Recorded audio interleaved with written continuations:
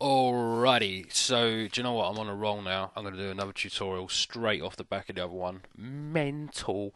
Right, so if you want to follow along with this, it's quite cool. I like to sort of think a little bit differently about, how stuff works and how we can make stuff work. And, sometimes things that seem difficult, there's always like a cool way around them. So I just thought, well, what about sort of using a pen? How would we do that? And how could we make ink like structures on a surface? Obviously, this is like a really sort of fundamental example of how it could be done. But it's quite a natty little clever way of doing things, and there are other sort of uses for this, especially when it comes to characters and interacting with surfaces and stuff like that. And it's a bit of a different way of doing things. So follow along if you want to see how it's done. So let's rock and roll. Right, I'm going to save this scene because I might never be able to do it again. Ha! Not really. Right, so chow. No, let's go. Right, so we're back to a blank canvas. So let's just start off with making a floor really quickly. And end mesh wise, I'm just going to make that a passive collider. I'm now going to create our pen or pencil, so I'm just going to scale that up a bit, bring that up here, scale up a bit more, and do you know what, I might just give it a little tiny bit of a there, and maybe in there a bit, so we just know that it's a pen, because obviously that looks like a pen. I'm just going to put its pivot point at the bottom there, and I'm just going to bring it up ever so slightly. So let's hit 5, see where we're at. Okay, so there's the pen, and we're now going to do something crazy. We're going to go into Nparticles, we're going to go to create Nparticles, and we're going to go to Nparticle Tool, options box. Right, so this is the options box for the Nparticle tool, okay, and yes, so first thing, we want to create a nucleus. Particle name, let's just call this ball point. Okay. We want number of particles to be 1. Really important, that is. Sketch particles to be on. Sketch interval to be 0. All the rest of this off. Alright. So now let's just click once. Okay. One click. And then go back to your move tool or something like that. Okay. And then we'll just get rid of this. So we now have our ballpoint particle with a nucleus attached to it, and the particles over there. I'm just going to go modify center pivot. So we're going to move our particle over here, and we're going to go into the particle shape attribute, and we're going to go to the shading section, and we're going to change that to a sphere, just so we can see it. So we're going to move it over here, and I might even just see if I can snap it to the underneath of here. Cool. So the next thing I'm going to do is I'm going to scale the radius of that particle up. So now we do have a particle attached to our pen. Okay. So first thing I'm going to do now is I'm going to, with the particle selected, I'm going to shift select the pen, and I'm going to hit P to parent it. Right. So now wherever I move that pen, we have got movement of the particle itself. The other thing I'm going to do, and will I do it? Shall I do it? Shall I do it? Will I do it? Shall I do it? Shall I do it? I'm just going to leave it for now. I'm going to leave it for now. For now, we're just going to leave that. So first off, let's just get some movement in there. And what I suggest is if you just go to like the text tool, and we type in, I don't know, hi. I didn't do this before, but this is the way you should do it. I'm going to type in hi and leave it as curves, hit apply. Okay, so then you got like a little template for your drawing. Know what I mean? And then just like select the font you want, etc. And we're just going to rotate this down -90. Okay, and yeah, let's just leave it there. Alright, so with the pen selected, just going to up our timeline, and I'm just going to go and animate this. So I'm just going to go Shift W there. I'm going to move forward 10 frames. Don't worry about the particle at the moment. Move forward 10 frames. Actually, I do worry about the particle because I don't want it moving as such at first. So let's just grab the particle, go in and tell it not to use any gravity. Alright, so yep, so Shift W there, and then I'm going to go to about frame 10. I'm going to move it down to about here. Now it's quite important now, actually, is hit 5, and then with the floor selected, just go to collision thickness. Okay, and we can see how close that is to the actual plane itself. So we might want to scroll the thickness down a bit, so it's closer to the actual plane itself. Not too close, but it's also important not to sort of push this particle too far in here, because it's going to start to give us some grief. So, I mean, that's pretty cool about there, if you just kind of keep it about there. Alrighty, so now let's just grab our curves and bring them up so we can see them a bit better again. There we go. So with that selected, we've just come down. Okay, so we want to give it like a couple of frames where it is, and now I'm going to move it along maybe to here. Shift W, and I might give it like a frame. Shift W, move it back to here. Shift W, give it a frame or 2, give it another, let's just give it 8 frames, whip it all the way up here, Shift W, and I won't do the whole thing because that's just wasting your and my time, but you will get the idea. Shift W, and then give it a second, and then maybe a little bit longer along here. So I'm just going to do the I part of the H, if that makes sense, and the rest, you know, the rest will just be more of the same, more, you know, more animating it around and that. Alright, so we can see that our particles done one. It's well, it's gone right up there, which we don't want. So we need to give that particle some serious weight and stuff. So we go to the particle itself, into the attributes. It's ignoring the solve of gravity. I'm going to turn its conserve right down to 0. I'm going to turn its dynamics weight down to 0, and we'll just see if that has made any kind of difference. Well, it's not too bad actually. The particle is staying where it's supposed to stay.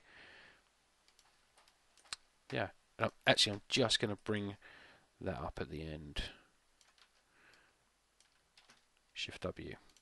Okay, so the particle stays. I mean, it bumps in a little bit there, and it could be a problem if it bumps in and it's not touching the floor anymore. So we can go back to the particle itself, introduce a whole load of mass, like 200, and we'll just see if it bumps in again now. Let's have a look. Yeah, it's still doing it a bit. Let's have a gander. What are we going to do here? So let's give it a whole load of drag and a whole load of damp. We're just trying to slow that particle down and not have it bump in so much. I think that's kind of it actually. So where does it start off at? It's kind of there, and then it goes in a little bit. So let's just go back to this view here, and let's just slightly adjust the animation on this. So just go Window, Animation Editors, Graph Editor. It's probably a good idea that you do what I did with the particle in the first place. Then you can kind of work out how close your particle needs to come. And whatnot. So let's just grab this little lot here, hit F. I'm just going to drag this into my other screen, but all I'm going to do is drag this down a bit. Oh, actually, let's just do it, whatever. I'm just going to drag this down a bit, so it's just about there. Alright, that'll do me. Let's just try again. Right, we'll give that a go. So with that particle doing that, we're going to select the particle itself. There it is, and then we're going to go into Nparticles, and we're going to go into Particle Collision Event Editor. It sounds scary, but it really isn't. So, with the particle selected, we are going to give it an amount of particles. I've got mine set up to about 40-ish, which is all good. Don't want that target particle there. So, when you start yours, it should have... can we reset this? Did it? No. Alright. So basically, when you come in here, make sure this is selected. All collisions is selected. In type, we want to hit emit, number of particles, go to about 40. Spread, leave it the same. There shouldn't be anything in target particle. And leave this unticked, and we're just going to create event. So what's going to happen now when you create a collision event, it's one particle is now going to create another particle. So we can see that we've got a second particle showing up here. And there's going to be all sorts of problems with it at first, but we're going to attack it. So it comes down, and then it makes some mad explosion, which, you know, isn't really what you want. So first things first, this particle that's going to be on the floor is going to be the ink. So we want it to be sticky. So let's just go to its stickiness and turn that right up. And for now, that will do. We also want its self-collision on, and we also want it to be a sphere. Okay, so rewind and play. It's going to go mental again, but it's kind of playing ball a little bit more. So let's just turn the radius of it down a bit, and we're going to turn the self-collision of it down a bit, probably to around the 700 mark. And I'm going to turn its collide width scale down to about 700 as well. I'm going to turn that off. So I'm going to rewind, play, and see what we've got. Right, as you can see, it's still following the particle when it's up there. It shouldn't do, but it does. So we've got to do some trickery foolery here. What we need to do, I think we've got too many particles just for this small amount of space at the moment. So first thing, with that ballpoint particle selected, go back into Nparticles, go to the particle collision event editor, and you don't have to change, like hit apply and stuff like that in here. You can kind of just tweak the amount of particles that come out, and then rewind and play. So we've got less, you know, a lot less particles there. Let's just rewind, go forward again. Still a lot less. Rewind, go forward again. It's like it's been a pain in the arse today. Alright, well, let's leave it at that. So, next thing we want to do is I want those particles to happen on the event, but I don't want them to collide or interact with the ballpoint particle at all. I don't want them to collide with it, and that's not an easy thing to do, to make particles not collide together without it being part of a different nucleus. Okay, so we've got the nucleus, which is basically the brain box behind this whole particle setup. We can create other nucleuses. Okay, so let's just go up to nsolver, assign solver, new solver. Okay, so now we've got nucleus 2. Right, and we're going to click on particle 1 and just make sure that it is nucleus 2, yeah, and we're going to make sure that particle 1 is part of nucleus 1. Okay, now other things are going to come into effect here, because obviously we created this ground plane with nucleus 1, so I imagine these particles are just going to fall through the floor or do something nuts like that. So now we're going to create another ground plane, and you've guessed it, we're going to make that part of nucleus 2. So we're going to go nmesh passive collider, and with it selected we're going to go nsolver, assign solver, nucleus 2. Okay, so now this plane that's out here, that's why I've kept this yellow, this plane that's out here is connected to the second particles that come out. Okay, the yellow plane, it's only yellow because it's got the collision thickness on still, is connected to the initial particle, yeah, which creates the other particles. So now when we play it, it should not do that, but let's deal with that. So let's just go to the Nparticles. We've got self collide on.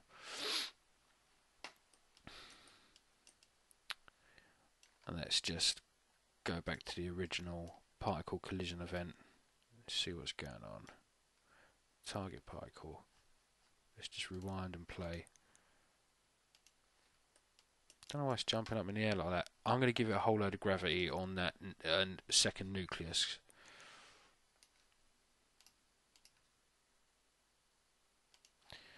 It may be that maybe our particle in our pen isn't quite touching the floor. So let's just get the graph editor open again.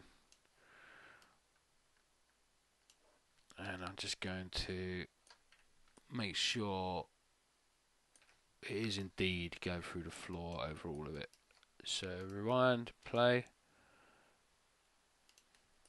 So that is not playing ball. Let's just check. Sorry, let's just check the size of the thickness of the new plane. So collision thickness is quite high. So let's get that down to a similar size of the other one. And turn that off. Let's rewind and play. Now, I really shouldn't be doing that. So let's go to the Nparticle and see what's going on. We've got self-collide on. There's an amount of particles coming out. They're sticky, which is great. Maybe it's too sticky. Let's just play around for a minute. These just jump up like that. I think I've missed a vital step actually, which I had set up before. So with the particle selected, grab this geometry and just go N constraint transform. And then stick your strength up a lot, because I think that is one of the reasons this particle is dropping down so much. There we go, there we go. There we go. Sorry, it was the transform, the constraint. So we had to constrain that particle just to stop it, because it is, every time it's hitting this passive surface, it's pushing up inside the pen a little bit too much. So now you can see we're starting to get somewhere. So let's go with the particle 1 again. Let's turn that stickiness back up. And let's see if we can get there. It does take a bit of setting up all this. It's not like, you know, it's quite mad. So we've got these particles that are doing this, and now let's just take some of these particles down a bit, and let's turn the spread down. Rewind, play. Still feel like that particle's not pushing in as much as it could. Let's have a look at these particles anyway. Particle 1, and we're going to have a look at its collision. So collision thickness is quite small. Let's just give it a bit of that, and then let's go with the self collision thickness, and let's just give it a bit more. Let's just see if we can get them to play ball for a minute. So rewind, play. Right, so there's definitely too many particles. It could be better if I made them more compressible, but that would just be going back from what we just did. So let's just go down, pull more particles out of it. Still quite a lot going on there. So let's go with so these particles are on the floor. Let's go to the conserve, pull that down so they react a bit less. Let's put it down some more. Let's put it down some more.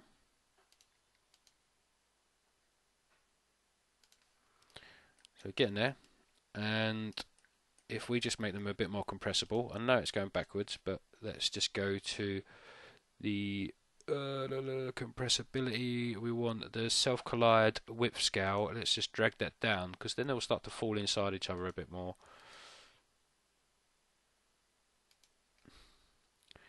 Let's do it some more. There we go. Now we're starting to get somewhere. And I've got to collide strength down quite a lot. Let's put that up. Right, and that's quite a quick move. This pen goes from here to here. It's something we should think about, because it's not got a lot of time to let particles out. You see that bit there? So we could just drag that along a bit. So it's slow, so it's got more time to let particles out. So you can see there's a few more coming out there. So yeah, anywhere where there's a long straight, just give it a bit more time, as you would with anything. Oh no, I've done the wrong bit. Muppet! It's this bit here. Drag that along. So it's got a bit more time. I believe that's right, what I've just done. Yeah, there we go. Alright, so the next step, all you would have to do is literally just get the particles. We've got Nparticle 1, and the magic's going to happen. I would save this now if I were you, and the magic's going to happen if we want to go to, and don't convert all of your particles until you finish the whole thing. Okay.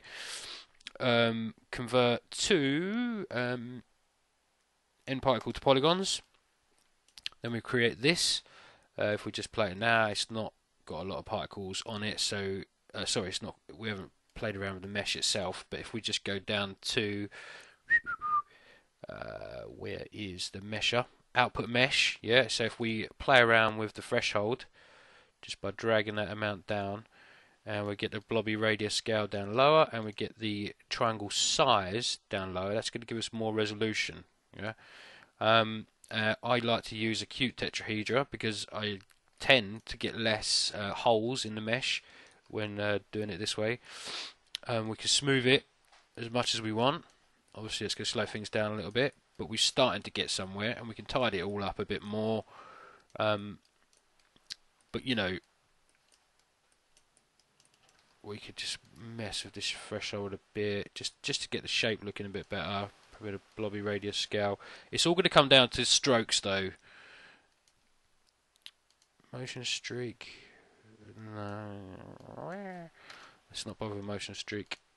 So yeah, it kind of depends what you want, really. But it's something like that, and then obviously at a distance. It's not too shabby, but it really is going to come down to your animation strokes and how quickly or slowly you do it. You could even attach this to these curves, or create some kind of animation curve that this follows the whole way through. So it's going to be good for signatures and stuff. We can obviously flatten this out if you want because it's a mesh. Yeah. But this little section here needs addressing. So maybe if we made the particles a little bit more compressible, it would work. But yeah, you can stick a bump map on it as well, some streaks to make it look more inky. But let's just put it back and just bask in our glory.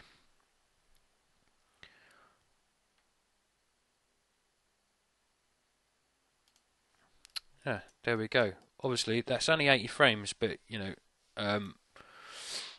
we'll just play blast it just to see how much quicker that will go in real time. To be honest, could probably use it for icing a bun as well. There we go. Let's hit escape there. Let's get F-check open wherever it may be. Come on, F-check. And let's just wait for that to play back in real time just to see how fast it is, really. But yeah, if you can keep that movement as constant as possible, you're less likely to get little blips like this. But obviously when you do it, you want to be like rotating this to give yourself some nice pen strokes. Again, it's probably much better for signatures and things like that. But often that happens. We could definitely create a fountain pen type effect. But yeah, anyway, good luck with it. If you want to try it out, it's a bit of fun. Cheers, guys. Bye-bye.